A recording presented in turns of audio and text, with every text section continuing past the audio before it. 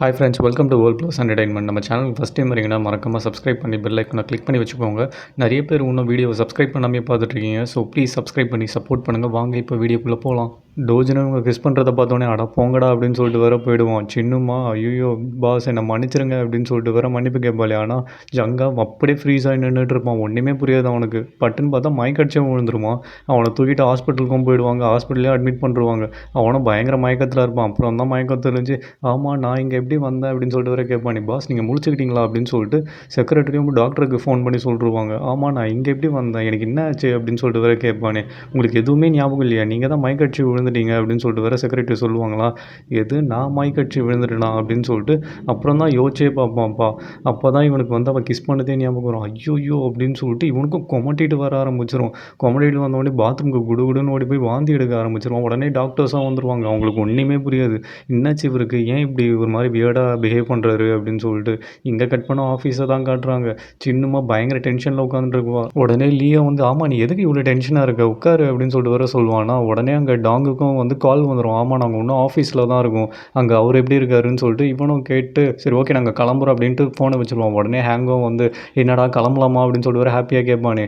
இவன் வந்து ஆமாம் சார் எப்படி இருக்காரு, ஏதாவது தெரிஞ்சுதா அப்படின்னு சொல்லிட்டு வர கேட்பாங்க. அவருக்கு ஒன்றும் இல்லை நல்லா தான் இருக்காராம் அப்படின்னு சொன்ன உடனே தான் இவளுக்கு கொஞ்சம் நிம்மதியாகவே இருக்கும். இங்கே கட் பண்ண ஹாஸ்பிட்டலில் தான் காட்டுறாங்க. ஹாஸ்பிட்டலில் ஜங்கா பயங்கரமாக பிடிச்சி கத்திக்கிட்டு இருப்பான். என்னை டிஸ்சார்ஜ் பண்ணுங்கள், எனக்கு இங்கே இருந்தால் தான் ஏதாவது நோய் வந்துடும் போல் அப்படின்னு சொல்லிட்டு இவங்ககிட்டையும் பயங்கரமாக பிடிச்சி கத்திட்டு இருப்பான். பாஸ் நீங்கள் இன்னும் ஒரு நாள் இங்கே பெட் ரெஸ்ட் எடுக்கணும்னு சொல்லிட்டு டாக்டர் சொன்னார். இன்னும் என்ன ரீசன்னே கண்டுபிடிக்கலையா நீங்கள் மயக்கடிச்சு விழுந்ததுக்கு அப்படின்னு சொல்லிட்டு இவங்களும் அப்படியே கூட பேசிகிட்டு இருப்பாங்களா. இவனுக்கு செம்ம டென்ஷன் ஆகிடும். உங்களுக்கு ரீசன் தானே வேணும், என் வாயில் காக்கா கக்கா போயிடுச்சு போதுமா, இந்த ரீசன் போதுமா உங்களுக்கு, அதனால தான் நான் ஷாக்கில் மயக்கடிச்சு விழுந்துட்டேன். இப்போனா தயவு செய்து போயிட்டு டிஸ்சார்ஜ் ஆகிறதுக்கான ப்ராசஸை கவனிங்க போங்க அப்படின்னு சொல்லிட்டு வர இவங்களை துரத்தி விட்டுருவான். இவங்களுக்கா ஒன்றுமே புரியாது.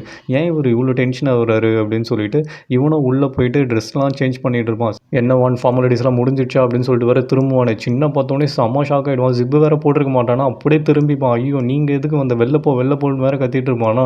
பாஸ் உங்ககிட்ட தேங்க்யூ சாரி சொல்லணும் தான் வந்த, ஜிப்பு போட்டிங்களா இல்லையா அப்படின்னு சொல்லிட்டு இவனும் திரும்புவா. அதெல்லாம் இப்போ என்ன உனக்கு எதுக்கு இங்கே வந்த அப்படின்னு சொல்லிட்டு வர இவனும் கேட்பானே. பாஸ் நான் அங்கேயே சொல்லணும்னு நினச்சேன்.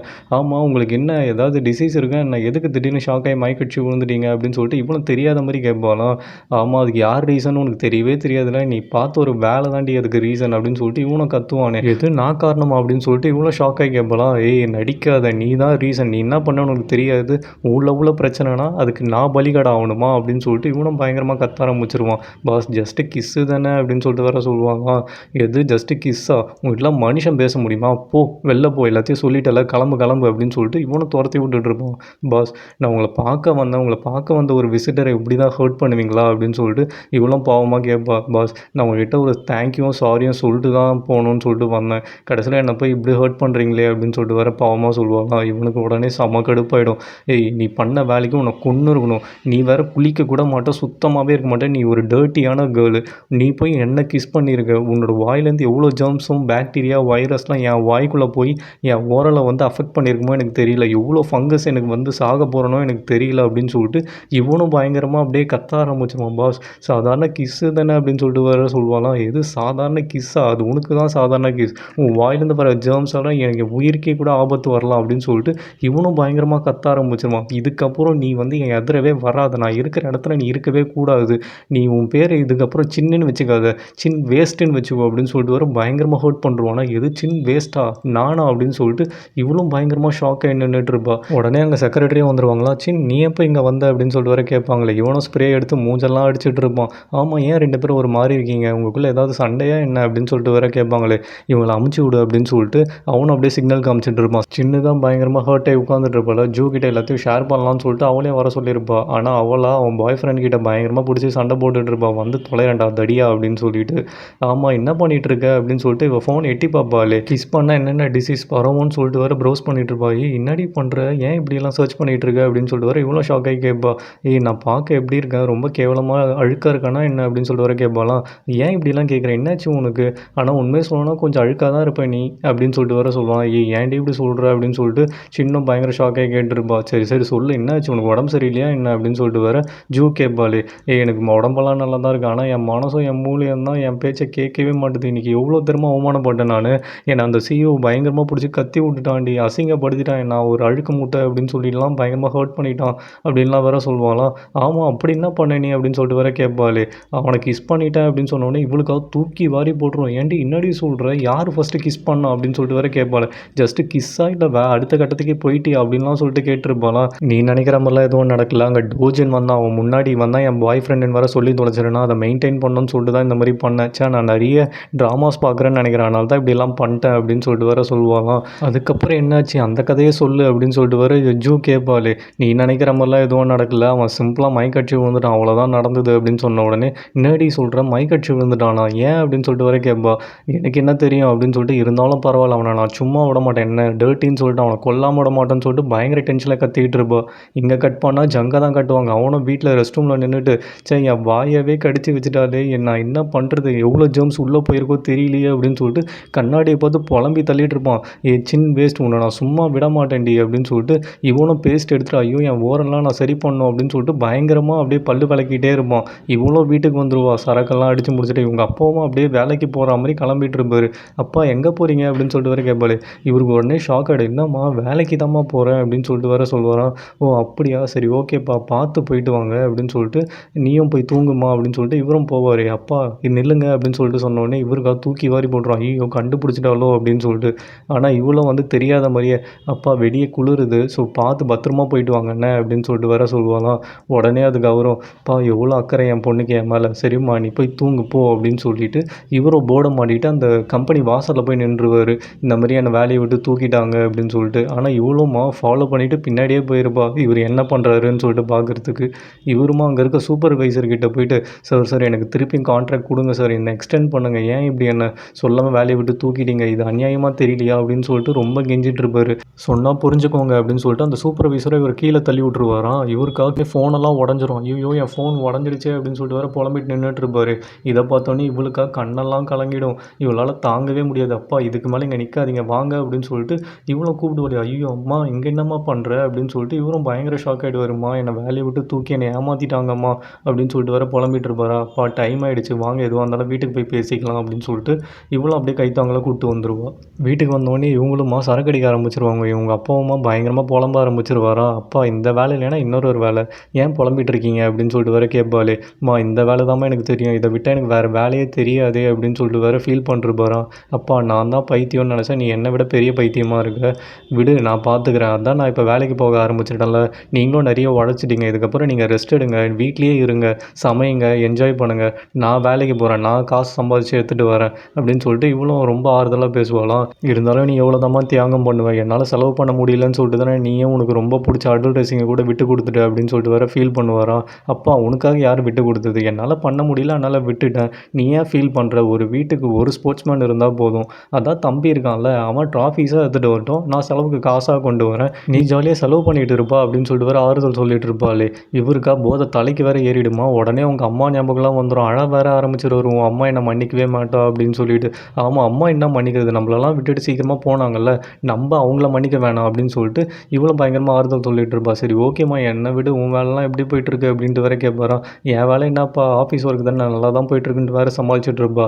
இவளும் அப்படியே பயங்கரமாக குடிக்க ஆரம்பிச்சிருவாள். ஆமாம் ஏன் இப்படி குடிக்கிறேன், கொஞ்சம் ஸ்லோவாக தான் குடியேன் அப்படின்னு சொல்லிட்டு வேறு சொல்லுவார். ஆமாம் எல்லாம் உங்ககிட்ட தான் கற்றுக்கிட்டேன் அப்படின்னு சொல்லிட்டு இவளும் கலாய்க்க ஆரம்பிச்சிருவா. இங்கே கட் பண்ண ஹேங்கை தான் கட்டுவாங்க. அவனும் ஆக்டர் ஆகணும்னு சொல்லிட்டு ஒரு ஆடிஷனுக்கு வேறு வந்திருப்பானா. அங்கே இருக்க டேரக்டரும் ஆமாம் நீங்கள் ஆக்ட்லாம் நல்லா பண்ணுவீங்களா, எங்கே கொஞ்சம் நடிச்சு காட்டுங்க அப்படின்லாம் சொல்லிட்டு கேட்பாங்களே.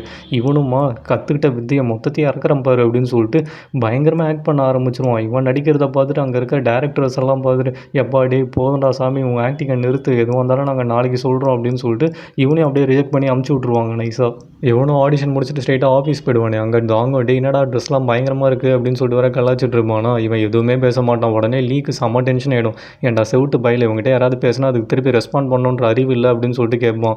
உடனே அவனுக்கு செம்ம டென்ஷன் ஆகி டே இன்றைக்கி நான் ஆல்ரெடி செம்ம கடுப்பில் இருக்கேன், என்னை தயவு செய்து எதுவும் டிஸ்டர்ப் பண்ணாது அப்படின்னு சொல்லிட்டு அவனும் வேலையை பார்க்க போயிடுவான். லீக்கு செம்ம கடுப்பாக போயிடும். சண்டை போடலாம்னு சொல்லிட்டு போவான். உடனே தாங்கம் வந்துட்டு டே அவன் ஆக்டர் ஆகணும்னு சொல்லிட்டு ஒரு ஆடிஷன் போனான், அங்கே ஒழுங்காக ஒர்க் ஆகல, அதனால தான் மூட் ஆஃபில் இருக்கான்னு சொல்லிட்டு வேற சொல்லுவான். டே எவன் ஆக்டர் ஆகணும்னு ஒரு விவஸ்தை இல்லை அப்படின்னு சொல்லிட்டு லீயும் பங்கமாக கலாய்க்க ஆரம்பிச்சிருவான். அதை கேட்டோடனே ஹேங்குக்கு பயங்கர கடுப்பாக போயிடும். ஏய் நீ என்ன சொன்ன? ஏய் அவன்லாம் ஆக்டர் ஆகணும்னு சொல்லிட்டு விவஸ்தை இல்லையா? நான்லாம் கிளீனராக இருந்தால் ஆக்டர் ஆகக்கூடாதா அப்படின்னு சொல்லிட்டு வேறு கத்துவானா. டேய் நான் அப்படிலாம் ஒன்றும் மீன் பண்ணல, நீ உடனே பொங்காத அப்படின்னு சொல்லிட்டு லீவ் வேறு பங்கமாக கலாய்ச்சிட்டு இருப்பான். ஏய் உனக்கெல்லாம் என்ன ஆக்டர் ஆகணும்னா என்ன ஒரு குவாலிஃபிகேஷன் வேணுமா? அவன் என்ன ஹை கிளாஸாக இருக்கணும், பொண்ணுங்களோட சுற்றணும், பயங்கர அழகாக இருக்கணும், இந்த மாதிரிலாம் இருந்தால் தான் ஆக்டர் ஆகணுமா என்ன அப்படின்னு சொல்லிட்டு பயங்கரமாக அங்கே கத்துவானே. இதெல்லாம் வேறு தான் கேட்டு நின்றுட்டு இருப்பான். இங்கே கட் பண்ணால் ஜங்கை தான் காட்டுறாங்க. அவனும் வீட்டில் பயங்கரமாக ரெடி ஆகிட்டு இருப்பான் ஆஃபீஸ் போகலாம் அப்படின்னு சொல்லிட்டு. கண்ணாடி பார்ப்பானே, இவன் ஃபேஸு தெரியறதுக்கு பதிலாக சின்னோட ஃபேஸை தெரியும். இவனுக்காக செம்ம ஷாக் ஆகிடும். ஐயோ நம்மளுக்கு என்ன ஆச்சு, ஒரு வேளை பைத்தியம் கிட்டே ஏதாவது பிடிச்சிச்சா என்ன அப்படின்னு சொல்லிட்டு பயங்கர ஷாக்கில் நின்றுட்டு இருப்பான். சரி ஓகே கிளம்புவோம் அப்படின்னு சொல்லிட்டு இவனும் ஆஃபீஸுக்கு வருவானே. எதிராக பார்த்தா சின்ன வருவா சாப்பிட்டுக்கிட்டு பாயெல்லாம் நல்லா இழுப்பிட்டு வருவாளா. ஐயோ இவன் முகத்துலையா முழிச்சோம் அப்படின்னு சொல்லிட்டு வேறு ஃபீல் பண்ணிட்டு நின்றுட்டு இருப்பான். சரி ஓகே உன் வாயெல்லாம் ஒட்டிகிட்டு இருக்கு பாரு, தயவு செய்து அந்த பிரெட் க்ரம்ஸ் எல்லாம் தொடை அப்படின்ட்டு வர சொல்லுவானா. என்னது பிரெட் க்ரம்ஸா அப்படின்னு சொல்லிட்டு இவளும் தொடைப்பாள். இவன் லிப்ஸை பார்த்தோன்னே இவனுக்காக ஒரு ஃபேஸ் எல்லாம் ப்ளஷ் ஆக ஆரம்பிச்சிரும். இவளும் பார்த்துட்டு ஆமாம் என்ன பண்ணுறீங்க அப்படின்னு சொல்லிட்டு வர கேட்பாள். கிழிஞ்சது போ, பைத்தியம் தலைக்கு ஏறிடுச்சுன்னு நினைக்கிறேன், நான் உள்ளே போகிறேன் அப்படின்னு சொல்லிட்டு இவனும் கம்முன்னு உள்ளே போயிடுவான். இவன் மூஞ்சில் போய் முழிச்சுமா இன்றைக்கி நாள் உருப்பட்டா மாதிரி தான் அப்படின்னு சொல்லிட்டு இவளும் அப்படியே கம்முன்னு உள்ளே போயிடுவான். இங்கே கட் பண்ண ஹேங்கை தான் கட்டுவாங்க. அவனும் ஆஃபீஸ் வந்துட்டு இருப்பானே. லீவோ வந்துட்டு டே நான் மன்னிச்சிரு, நேற்று ஏதோ தெரியாமல் பேசிட்டேன், இதுக்கு முன்னாடி நான் ஆக்டிங் டைப் பண்ணுறவங்கிட்டலாம் நான் பேசுனதே கிடையாது, நேற்று நீ அவ்வளோ பேசுனதுக்கப்புறம் தான் எனக்கே ச்சா நான் டேக் வாண்டோ விட்டுட்டு நீ என் ட்ரீமை நான் ஃபாலோ பண்ணியிருக்கலாம்னு சொல்லிட்டு தோணுச்சுன்னெலாம் பேசிகிட்டு இருப்பான். டேய் நான் அதுக்காகலாம் ஒன்றும் மூஞ்சை தூக்கி வச்சுட்டு இல்லை, நீ எப்போ பிறந்த 1998 பிறந்திருக்க, எங்களுக்கு ஈக்குவலாக இருக்கிற மாதிரி நடிக்கிறியா நீ அப்படின்னு சொல்லிட்டு ஹேங்கும் பயங்கரமாக கத்த ஆரம்பிச்சிருவான். ஏய் அது ஒன்றும் இல்லை, அது ரிஜிஸ்ட்ரேஷனில் ஒரு தப்பு பண்ணிட்டாங்க என் ஃபேமிலி அப்படின்னு சொல்லிட்டுலாம் சமாளிப்பானே இல்லை.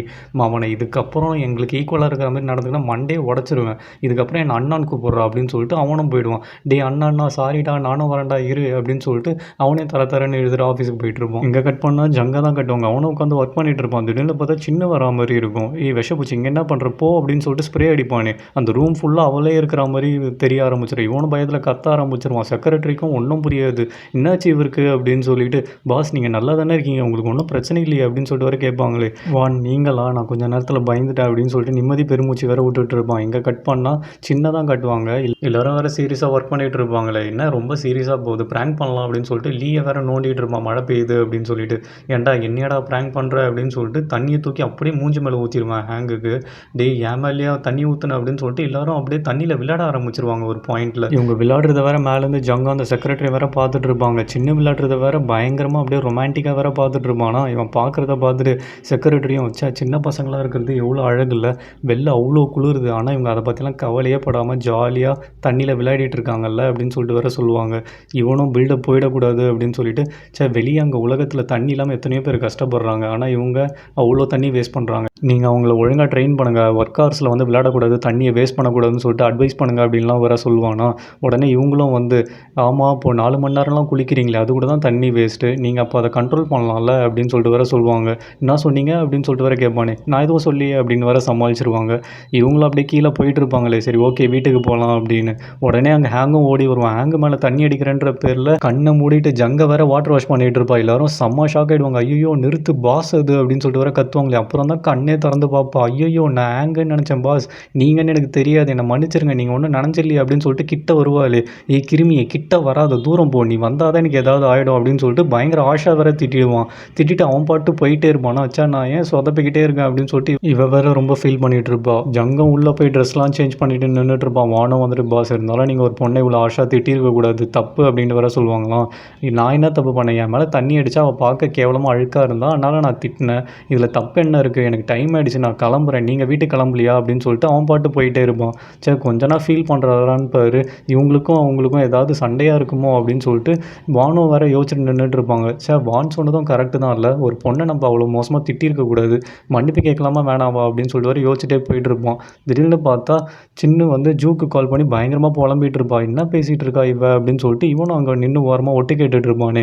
ஏய் நான் இன்றைக்கி பயங்கரமாக சொதப்பிட்டேன்டி, என் சிஇஓ வேறு பயங்கரமாக என்னை திட்டாரு, இருந்தாலும் தப்பு என் மேலே தான், நான் ரொம்ப ரிக்ரெட் பண்ணுறேன், எனக்கு என்ன பண்ணுறதுனே தெரியல அப்படின்னு சொல்லிட்டு அவள் கையில் இருக்க டிஷ்யூ வேறு எடுத்து தொடச்சிட்டு இருப்பாளாம். பின்னாடி இருந்து பார்க்குற ஜங்குக்கு இவள் அழுகுற மாதிரியே தெரியும். வச்சா போய் ஒரு பொண்ணு அழ வச்சுட்டுமே அப்படின்னு சொல்லிட்டு ரொம்ப கில்ட்டியாக வேறு ஃபீல் பண்ணிகிட்டு இருப்பான். திடீர்னு பார்த்தா யாரோ சின்ன கூப்பிட்ற மாதிரி இருக்கும். இதோ வந்துட்டேன் அப்படின்னு சொல்லிட்டு ஃபோனை வேறு கட் பண்ணிட்டு போயிடுவாங்களாம். இவன் வேறு போய் ஒழிஞ்சிட்டு இருப்பான். சரி இவள் அழுகுறாளா இல்லையான்னு சொல்லிட்டு செக் பண்ணலான்னு சொல்லிட்டு இவனை டேபிளில் வந்து பார்ப்பானே. ஃபுல்லாக மேக்கப் ஐட்டமாக இருக்கும்.